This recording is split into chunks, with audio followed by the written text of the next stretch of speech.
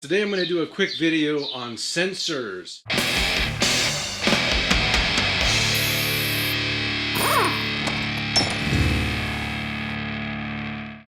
This is a 1996 Toyota Rav4. I'm getting a P0125, the code. Let's go ahead and plug it in.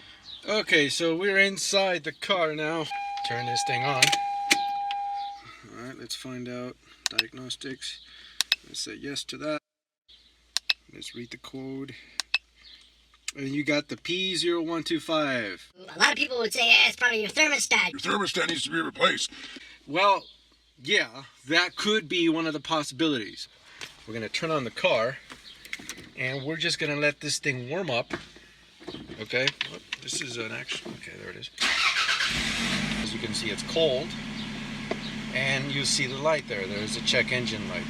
Okay, if you don't know where that sensor is, we're talking about this one right here. So I did a couple of tests on it to see what kind of voltage readings I'm getting with a multimeter. I ran the test right here to see what kind of voltage I was getting, and the voltage on here was not enough. Alright guys, it looks like we have reached a good temperature now. I got a custom data set on here so we can see the RPMs. What is that right now at idle? But I'm more concerned about this one. See that? The O2 sensor, bank 1, nothing. It's almost like completely dead. No voltage readings at all. You rev the engine.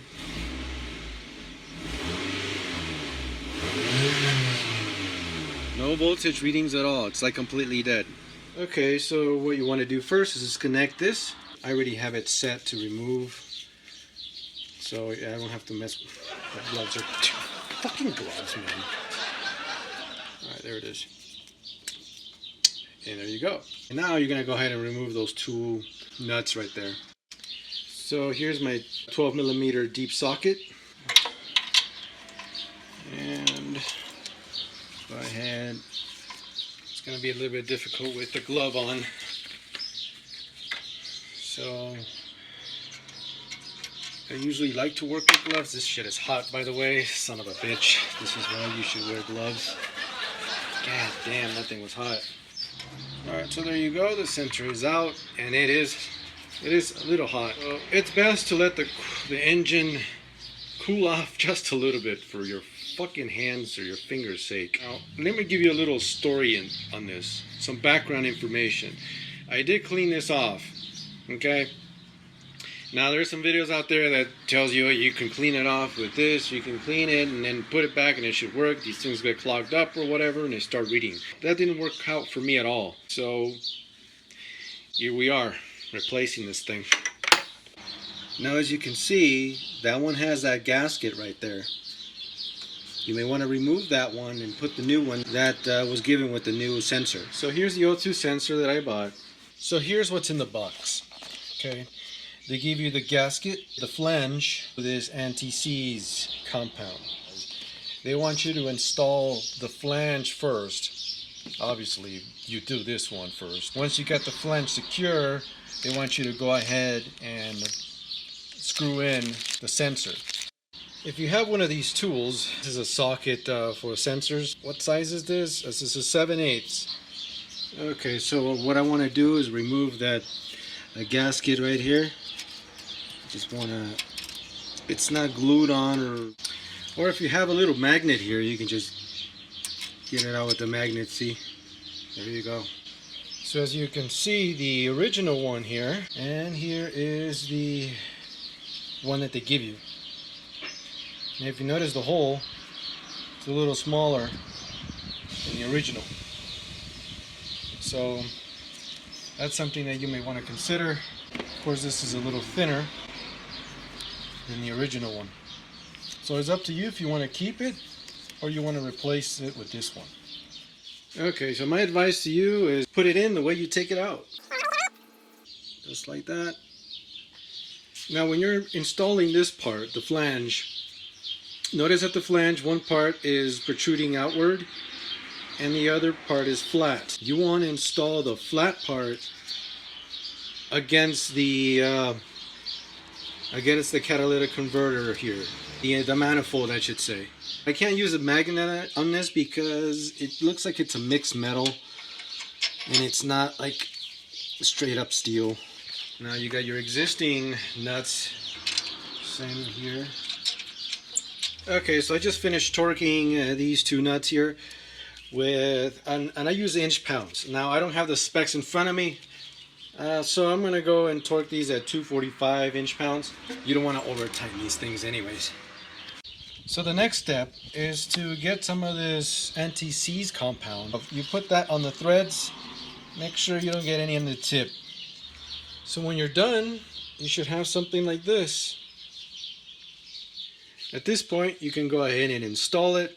Be very careful, and you should be all right. Put it in slowly. If anybody has played that one fucking game where you have to put the stuff in there and take off the stuff, I forgot what it's called, and if you touch the sides, it buzzes. If anybody remembers that name, that would be good. That's all you gotta do, guys. See that? Now that it's in there by hand, now I can grab my other tool, my O2 sensor tool. This little guy, this fucking long shit, and put it in here. Now, it looks like I got the wrong size. What the fuck? Yeah, this was the right one. What happened is that I didn't put it in correctly, so there you go. That's the right size. Okay, now that I've tightened everything up, let's go ahead and install it. Now let's go ahead and turn it on. Now we're gonna go ahead and erase the code. All right, good. We're gonna go ahead and start the car. Let's see what happens. So at this point, you're not gonna get the light anywhere. Of course, the computer is gonna run itself. It's gonna do its checking, whatever. You may have to drive it a couple of miles. So let's go out for a test drive. Yeah, I am driving stick shift, by the way, so I need this hand.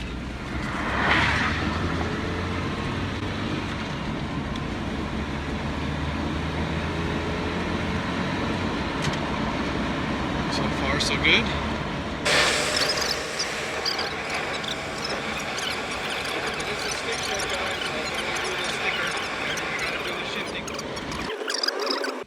I'm frying in here. Now, I didn't want to turn on the AC because this is just a test. Go back. Now this is exactly the same thing. This is a stretch of highway, a stretch of road here.